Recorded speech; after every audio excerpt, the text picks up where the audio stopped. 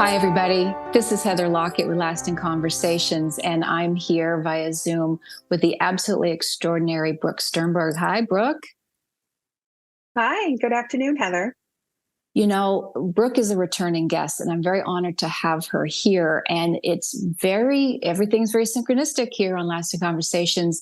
And we are birthing something. Brooke is a birthing doula, and we're going to get into all of that in a second. But right now, as we speak, it is Easter weekend. We're going to be heading into Passover. We still have an eclipse. We have all kinds of celestial things happening, all about creation and birth and loss and leaving things behind and what then grows. That's what springtime is. Mm-hmm. It's a rebirthing from things that have lied dormant and have been quiet for a while. So we're going to get into all the amazing things. And what's interesting is how, the last time, Brooke, that you were on the show, and that show's called Birthing Wise, and we're going to keep referencing it for listeners and YouTube viewers to go back to viewing to Birthing Wise, where Brooke describes specifically what birthing doulas do, et cetera. But when we were recording, there was a moment that I kept getting this little tingle ding.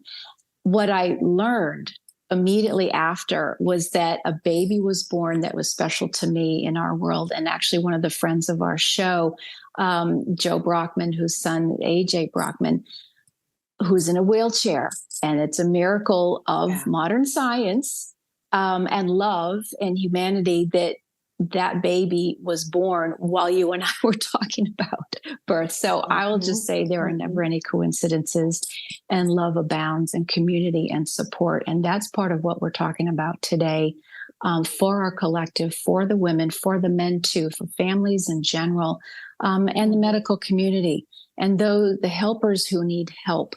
These are some of the things we're going to talk about today. So again, hi, Brooke. Oh, thank you for having me on again. I feel very honored and privileged. And I'm excited to share with your audience the discussion that we have to, illuminate for them today, because I think it's Perfect. A really important thing with what we're going to share. So thank you for having me on. Well, thanks so much. And this was all very impromptu, so I appreciate it. When it's time to record, it's time to record.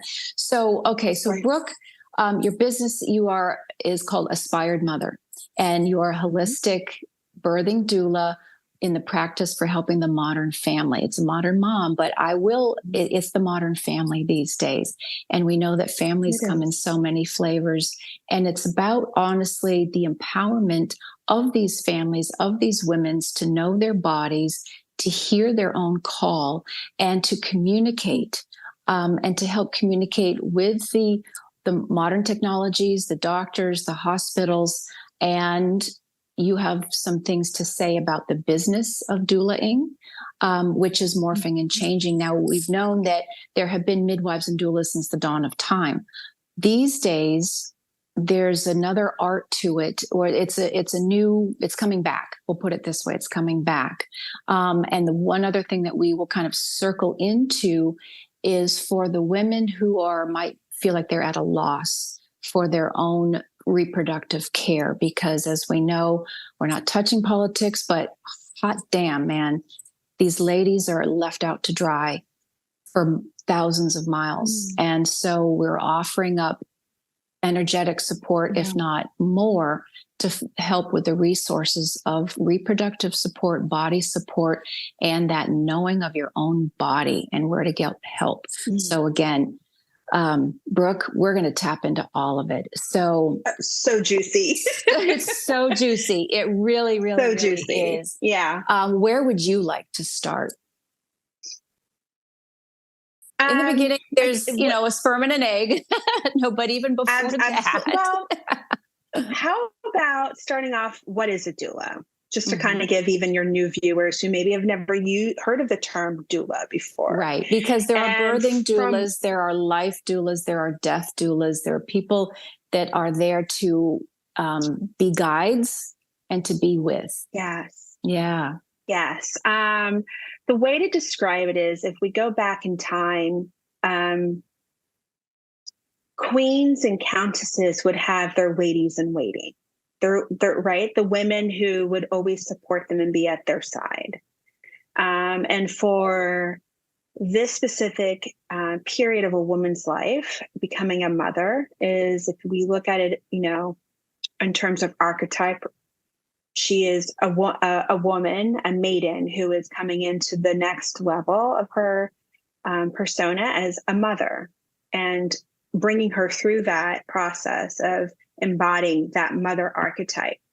And for doula during this period of time, we're very much that, what it's known to be, is a birth companion. We support women. There's a variety of different doulas within this period of or transition of a woman's life. So we have fertility doctor or fertility doulas.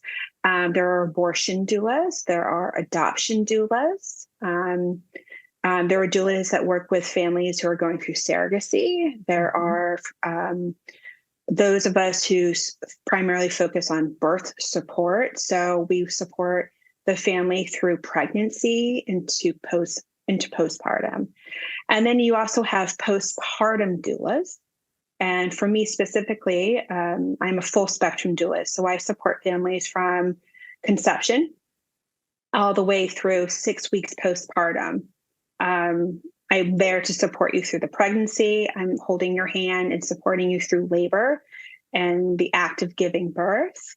But I'm also helping you restore your energy centers and kind of come back into your own being post-birth through that sacred window in the first 6 weeks of birth. And in that postpartum period, I was trained through an Ayurvedic lens. And that, again, brings you back into that mind, body, and spirit connection.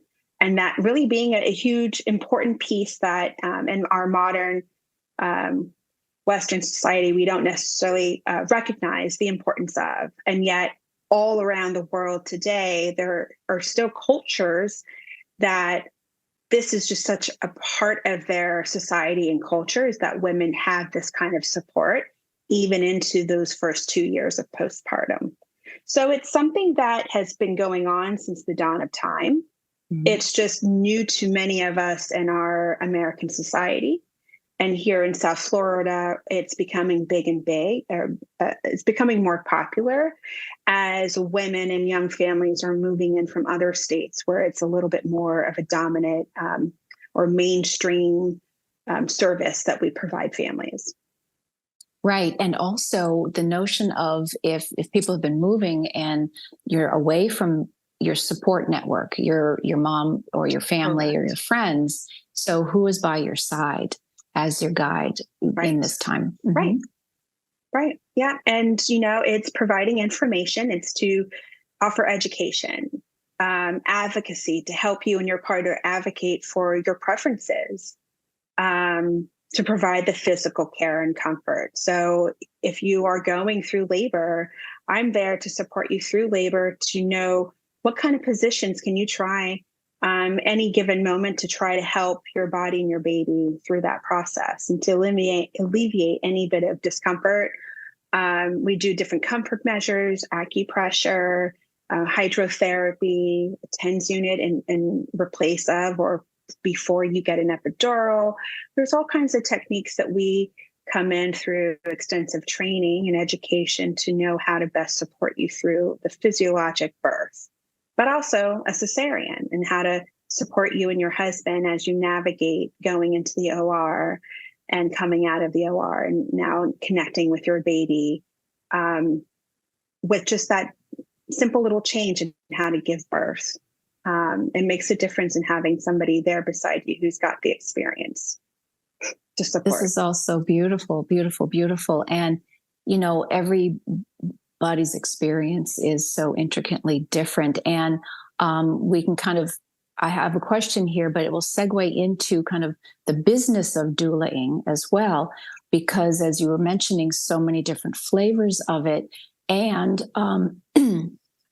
I think some people might question whether, is it safe? Is it this or this? No, you personally, you are very well versed and in with the best of all kinds of care. So yes, there are home births, and do you have people that do you do water births and home births, or are most of your clients actually wanting to be in a hospital setting and you also partner with the medical team? And many doulas and midwives don't. So I know that these are some of the choices that people make within the business. And these are great questions. If there's, somebody who's watching this or listening to this, and they are pregnant and they are, really contemplating if hiring a doula is what they want. Mm-hmm. I can't encourage enough people to, we all hear the saying today, like, do your own research. But I think it's important to really interview multiple doulas. Every doula brings in a different experience, different energy. We all, have different education and different things that we bring in from prior careers and modalities and experiences. So interviewing a doula or multiple doulas is really important. Because they're going to come in with their own philosophies. And a lot of times in being a mentor to new doulas, one of the things that comes up a lot is, well, I'm not a mom. I haven't experienced birth.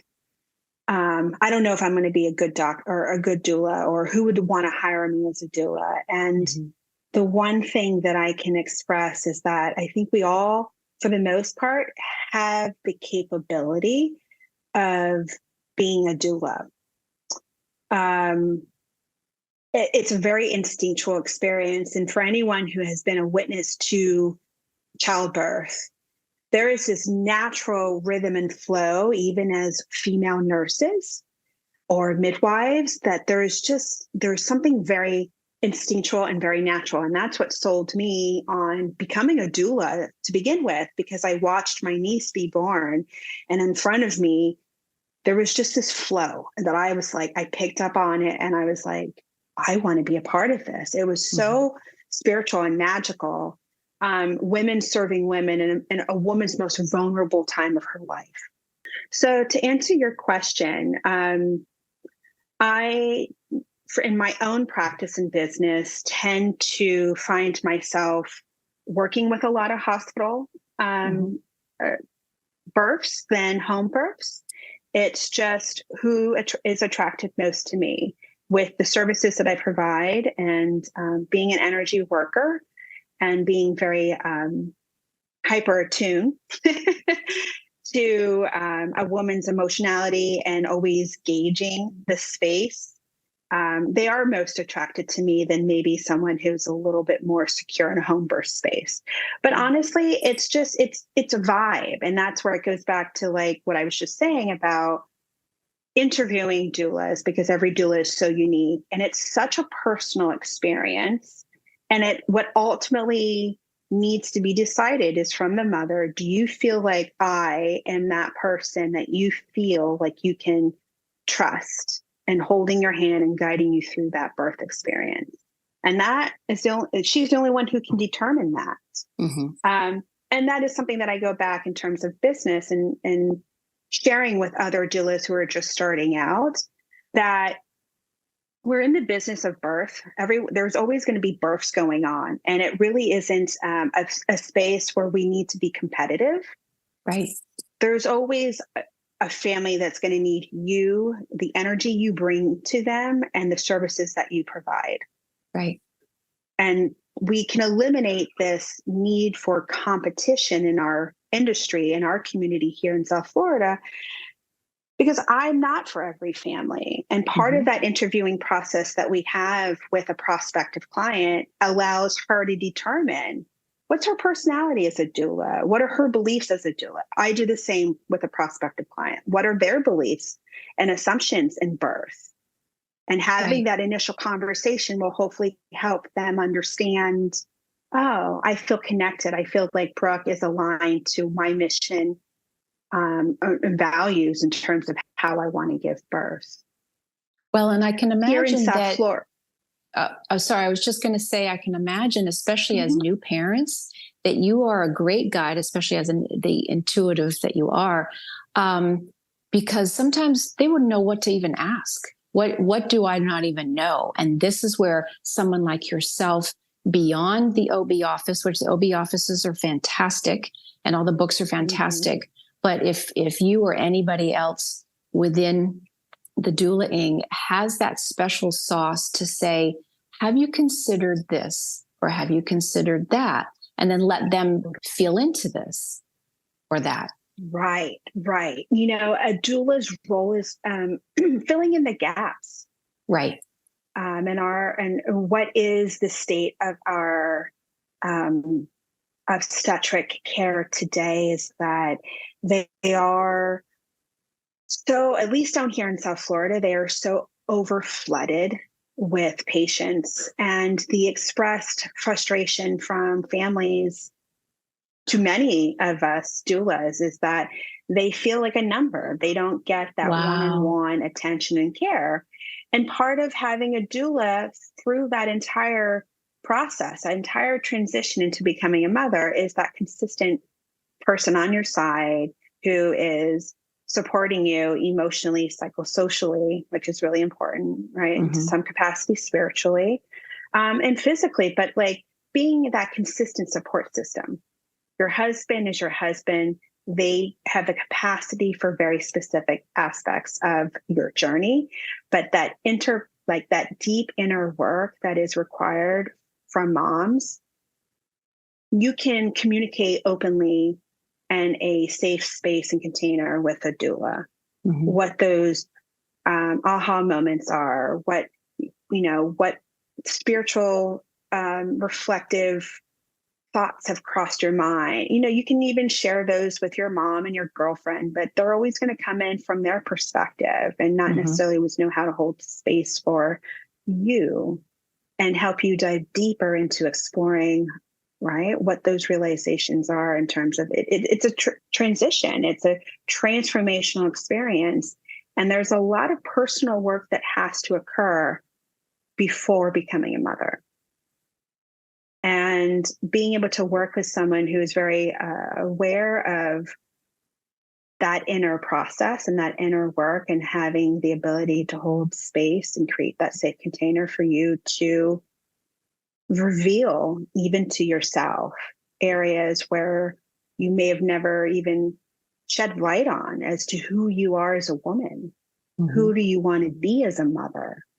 In addition to all of the medical knowing and knowledge that one would need to give birth in a hospital space, it's being able to bring her to awareness of that primal instinct that occurs, what is going on to her and within her body during the labor process, to help give her some sense of confidence and feeling empowered, that she's aware, oh, all right, I'm feeling this within my pelvis, and it's because my pelvis has to expand to make room for the baby's head.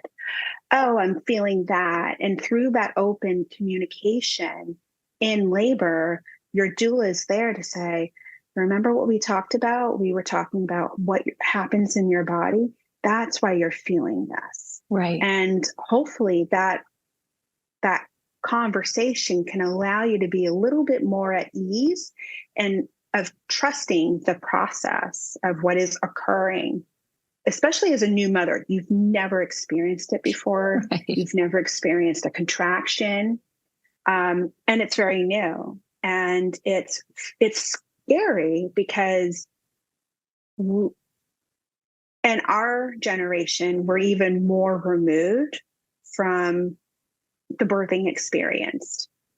We're in a period of time where what we are shown on TV and in social media is a lot of, I don't think with intent, but it's fear mongering, right? Birth is a very fearful thing that we have. We're conditioned to think birth is a physiologic negative experience. Well, and a lot of times that can. Sorry, I was just going to say, yeah. I immediately jumped to my mother's time, which was really, so even 40, 50 years ago, somehow the medical establishment decided to take the women out of the equation. Not only there weren't any family members or visitors allowed or the dads right there, but the women were knocked out. So the women were not even, we were not even, right. I won't say me, but my mom in the 60s and earlier, they were just, you don't even need to be there at all. It was stripped of any connection to the whole process. So that nowadays, that just doesn't even happen unless and until there has to be a surgical scenario. And even then, right. the medical establishment, they do not want the moms passed out and gone during the process. We all know this now. Yeah. And you're so right about that. And recognizing what the risk and benefits are for every form of intervention. Mm-hmm. Preparing yourself mentally mm-hmm. for it, whether it is a home birth, a birth center, a hospital, no matter where your birthing venue is at, it's important to prepare, not only physically, but mentally. And what we're finding, or what I have found through my own experience the last 5 years as a doula, we're not preparing ourselves as women in the millennial alpha generation. We're not really preparing ourselves. And I don't know if it's necessarily that prior generations did. The home environment, the role of a woman has changed significantly enough that we are not exposed to women in our family breastfeeding in front of us. We're not exposed to watching other women give birth in front of us to mm-hmm. learn. Right. And because the medical system has taken over the birthing experience, and that it has become such a medicalized intervention, there's so much intervention in the hospital space that we've lost sight of like our own capability to birth. And going back to what you were saying about prior generations being knocked out, that impacts that bonding experience between the mother and the child. Right. And if we think about the epigenetics after generation, we're coming into a lot of children with this disconnect from their their family, their parents. A lot of mothers want to do formula. Now, personally, I don't have a personal preference. I don't shame a mother's choice for choosing to only do formula. There's all kinds of reasons why women have to and choose to. Yeah. But it's the bonding experience. We're not paying attention to the birth experience enough. And I feel like we're selling ourselves short as women because there is so much inner wisdom that is acquired in the birth journey. You pull yourself through such a physiologic, life-altering event, and it instills this level of confidence in you that we're just not experiencing enough. I think here locally, it's about 22% of the births are out of the hospital. Okay. 43% of the births are cesarean. 67 or 68 or 9% of the births are inductions. And so there is just like this level of awareness of like. What was that? How many inductions? About 2/3. Wow. Right? So 2 out of 3 women are being induced here in South Florida. Did anybody ask the babies if they want that? I mean, because that's intense. I'm just saying, one of the things that, and we'll, again, everything kind of just swirls right into within each other, mm-hmm. is within the birthing experience, there is that natural rhythm. And ultimately, all that planning can go right out the door in some way. In terms of, for instance, I had a plan. My son was going to get born in Boston at this hospital with this doctor, and he came 2 weeks early, and it just was happening very quickly. And yes, I did have some birthing classes. I don't even know if they have birthing classes anymore, where you're learning about breathing and Lamaze and whatnot. But when you're saying about bounce, I didn't know the thing about you bounce apparently that's a whole stage and you're bouncing on the bed. But I had to let go and was literally part of this interesting rocket ride of what is happening here. And it is happening. And I was glad to be in a hospital and not at the side of the road in a blizzard. That was different than, so my daughter, a second one, where again, I was very grateful where I was, but I wasn't heard. I knew, and yes, they induced, but I didn't want the induction because my daughter came later. And the second they broke water, I knew my body was doing its thing naturally. And the doctor didn't hear me to say, stop. So that was just a whole other thing. So that's my own little personal trigger is, okay, induction if you have to, but why is it assumed? Because, it just adds a whole other thing. And I don't want to go so far off tangent, but yes, this gets into, is there a way for the family to feel into and educate, but to really sense what is it that's most important to me and moving forward? And if it, that seems to be the nugget of it. So I'll give the mic back to you. Well, no. And I appreciate you sharing that because I was just astounded that two-thirds is induced and that we've swung to a more, even more medical, industrialized, for the lack of a better term, solution than the other way, which had been more natural. Or that blend. Exactly. Yeah. Exactly. And every region of our country is going to have its as something own different. Okay. Climate. Mm-hmm. But here in South Florida, if we think about culture, it's definitely a big metropolitan city down in Miami. You've got a lot of different cultures that we are faced in dealing and adapting to. Mm-hmm. And so it comes with, its own complexities.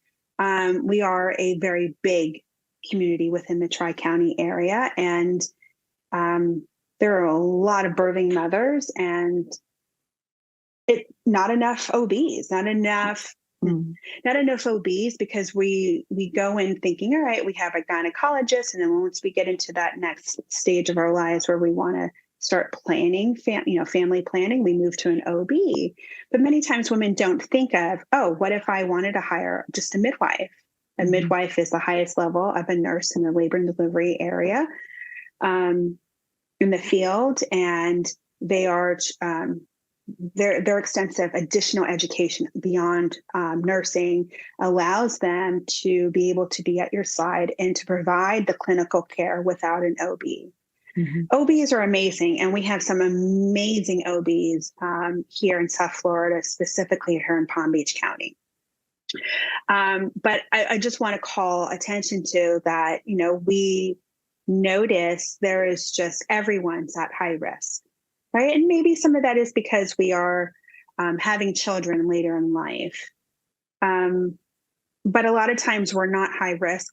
We just go into the direction of, OBGYN is who I go to give birth, with lack of awareness that there's other options. And so part of speaking to a doula, really, in your ideal situation, when you're starting to think about conceiving, and just start interviewing doulas and having conversations without actually hiring them, but calling around and having these open conversations with doulas in your area will help you start thinking about what questions you need to ask yourself and start asking your providers, because who you bring into that birth space as your birth team, because to me, it's very much a team environment, shapes the outcome of your birth experience. And if you're working with an OB who is a trained surgeon, you're more likely to go in that medicalized intervention direction than you are with a midwife, because the midwifery model of care is vastly different than the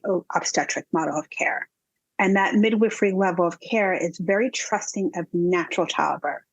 Now, there are midwives who work with OBs in their practice, and there are midwives who have supported their clients who ultimately needed to have a cesarean It's not common. That is just dependent on skill and who they work with in terms of an OB and their level of confidence in doing and performing cesareans. But I think it's important to call out that there isn't a one way to navigate or to enter that birth journey or that childbearing journey, is that you can certainly consider other options, not even outside of a hospital, but just within the hospital setting. And knowing as early as possible, what are those steps you need to take? So I had mentioned a lot of us are aware of the fact that a lot of young families are not taking childbirth education classes. And I hear from all the times that I meet with clients where their mom or their mother-in-laws are visiting or in the home at the time where we're meeting, it's like, oh, well, I took this class when, the Bradley method. I took Lamaze when my daughter, when I was getting ready to have my daughter. So the prior generation, the last two generations, were doing childbirth education classes. And for some reason, we just are not seeing that continuation of how many families. And it's word of mouth. And there are a lot of families coming in from other countries where they may not have had childbirth education classes, or their mothers are coming in from other countries where they didn't have classes, weren't informed, but very trusting of their instinct. Right. Are the hospitals and offices even offering them anymore? Some do. Some do. But what I guess I want to touch upon is the importance of taking a childbirth education class. Right. There's a lot of preparation. Birth can take up to 3 days. Birth is a marathon, not a race. And so being able to mentally prepare yourself for that long journey ahead is really important. Preparing yourself to really understand there's a lot more to it than decorating a baby's room. Right. There's a lot of inner work that has to occur to, even if you end up going into your third trimester, knowing no matter what, you have to have a cesarean, there's a lot that goes with that. And there's a lot of opportunity in pregnancy to really be prepared for the what ifs and how. And with a cesarean, your recovery period in those first 6 weeks is vastly different than a vaginal birth. And there's specific attention that you need to give your body, your digestive system, your womb. Just there's a lot of different things that are going on. And how does that impact breastfeeding? Breastfeeding is something that we're really not exposed to, because we went through this period the last 30 years where women were shunned to breastfeed. And we're starting to see this new movement of women, like, I'm just going to breastfeed in public. And it is what it is because it's a very natural experience. Right. And so we're kind of breaking away from this, how do I even want to word it on here? We're breaking away from this conditioning that we have in our culture of modesty. And breastfeeding is a very natural thing. So we're seeing a lot of the younger mothers doing that.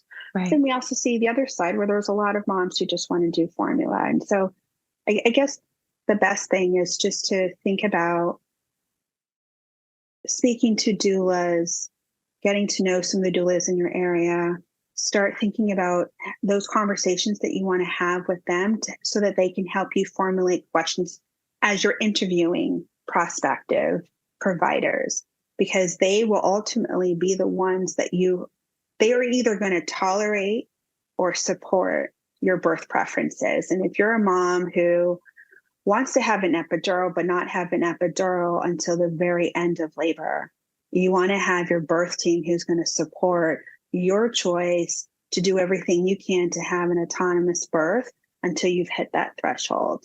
Right. I've had OBs who say, no, she's not getting an epidural because she wants to have a natural childbirth. And at the same breath, go in there and speak on speakerphone in between her legs, taking conference calls, completely disrupting that sacred birthing space and just taking over, to then giving her an episiotomy without even communicating to her husband, or I, that that's what he decided to do. And in his perspective, it needed to be done, but he completely disregarded the woman, the body the woman who's tied to that body that you just manipulated. And someone's on the phone. Someone's on the phone. You learn something new every day. You learn something new. You just learned. Sometimes I do get gobsmacked. Come on now. And that's why I have the most respect for the L&D nurses, because they're the ones who've seen so much. Wow. And there is this level of, I want to go into every birth space knowing that I'm a team player. Sure. I am the doula that doesn't necessarily have a personal experience or vendetta towards hospital births or obstetricians. I do have a respect. I see that there is a need for it. I have a level of respect for modern medicine, but I also know that it's not my position to essentially interfere. Now, my role is to advocate and to help her advocate prior to birth. Right. And it varies, because if you're dealing with a woman who was sexually abused as a child by a man in her family, she's not going to want to go ahead and have a male OB. But what if she hires me late in the game and there is a male OB in that OB practice, and even though that's not her OB, but she goes into labor, just so happens on the day that he's the one on call, right? Is she going to be in a position mentally to advocate for herself, to say, no, I want another doctor and it has to be a female? Is she even in a space where she can comfortably communicate that to her husband? Is her husband going to receive that and take his role as providing and protecting her to communicate that? Or does she have a doula who's going to say, part of our birth plan is to make sure that there are no male people, no other men besides her husband in this birthing space? And if there are issues within the labor and delivery floor for that, we have to then step into these situations where we're determining what is our recourse. Do we move to another hospital that can support us? I mean, there are so many different scenarios that can happen to ensure that a mother has as much of her preferences met as possible, while ensuring that the health and safety and welfare of her and her baby are looked after. And I think that's where that balance comes in as a doula. Is like, you want to advocate and support and empower her to advocate for herself, but also know that your role isn't to control or take over the birthing space, right? Especially in a hospital space. Thank you, Brooke. We really appreciate you. Our conversation is so rich and full that it actually is continuing onto a second episode. So please stay tuned. This is Lasting Conversations. We get to the heart of everything.